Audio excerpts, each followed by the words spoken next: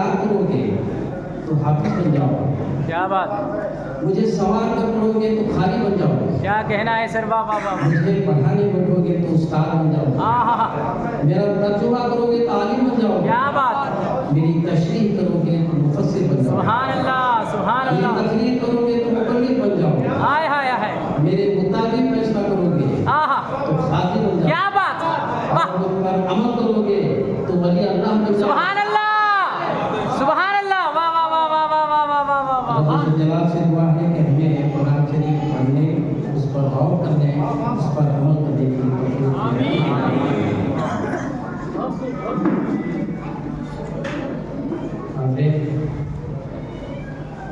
अल्लाह वो माबूद हकीकी है जिसके सिवा कोई इबादत के लायक नहीं है।